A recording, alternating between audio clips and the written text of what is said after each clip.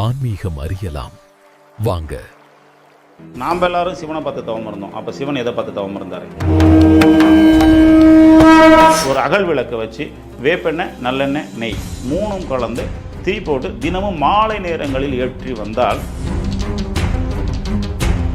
இந்த கார்த்திகை தீபத்துக்கு வீடு முழுசும் விளக்கு கொளுத்தி சுத்தம் படுத்தி எல்லா பக்கமும் விளக்கு ஏற்றுற காரணங்கள் என்ன அப்படின்னா, ஆனால் எந்த விளக்கு வீட்டு வாசலில் ஏற்றக்கூடாது, எந்த விளக்கு ஏற்றணும்? என்னைக்கு வீட்டை விட்டு நம்ம வெளியே எங்கே ஏற்றினாலுமே வீட்டுக்குள்ளேயே கூட நீங்கள் ஏற்ற வேண்டியது. வீட்டு வாசலில் காமாட்சி விளக்கு ஏற்றுறது, வீட்டில் வெள்ளி விளக்கு இருக்குது, 4 பேருக்கு தெரியணும், அன்றைக்கி ஒரு நாள் வச்சு வெள்ளி விளக்கு ஏற்றிடலாம், அதை காவல் உக்காந்துக்கலாம். வீட்டுக்குள்ளே ஒரு நிம்மதி கிடைக்கல அப்படின்னா பிரச்சனை எனதும் இல்லை, வாழக்கூடியவங்களதும் இல்லை, கணவனதும் இல்லை, மனைவியும் இல்லை, பிள்ளைங்களதும் அவங்களதும் இல்லை அப்படின்னும் போது வீட்டுடைய அப்போ அந்த 2 ராசியும் இப்போ ஒத்து போகாது தானே, 2 நட்சத்திரம் ஒத்து போகாத நட்சத்திரம் தானே. இது நானும் நீங்களும் சொன்னது கிடையாதுல்ல. ஜாதகத்தை யார் உருவாக்கணும் அவங்க சொல்லி வச்சுட்டு போனது.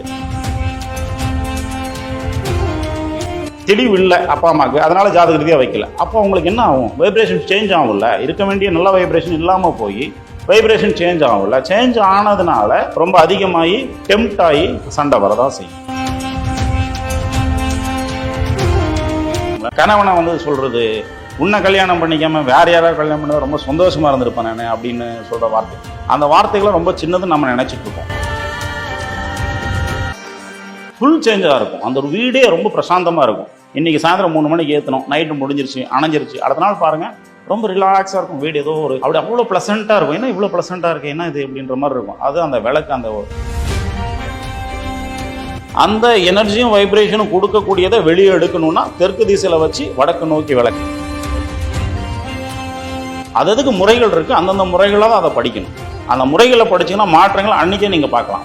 முருகப்பெருமான தவம் இருந்து நேராக போய் திருச்செந்தூரில் போய் முருகன் கோயிலில் தூங்கினவருக்கு, நைட்டு தூங்கி காலையில் எழுந்தவருக்கு, பேச முடியாதவருக்கு வாய்ப்பேச்சு வந்தது பிரம்ம முகூர்த்தத்தில் அவன் சன்னதியில் அவன் மடியில் படுக்கணும் அப்படின்றது நம்ம தலைவதியாக இருந்தால் யாராலையும் மாற்ற முடியாது.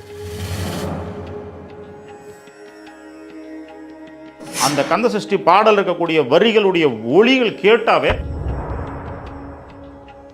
இந்த மாதிரி மலையில் போய் நவபாஷாணங்களை வைத்து முருகர் சிலை அமைத்து அதன் மீது பஞ்சாமிர்தத்தை வைத்து அபிஷேகம் செய்து அது மக்களுக்கு கொடு. இவங்க சொல்ற மாதிரியே உங்க மனசுலயும் பல கேள்விகளுக்கு விட தெரியலையா? யூடியூப்லயும் ஃபேஸ்புக்லயும் சொல்றதுல எது உண்மை எது பொய்ன்னு தெரிஞ்சுக்க முடியலையா? நம்ம குருஜி டிசம்பர் 11ஆம் தேதி சென்னை வராங்க. நீங்களும் நேரடியா வந்து குருஜி கிட்ட உங்களோட சந்தேகங்களை கேட்டு தெரிந்துக்கலாம்.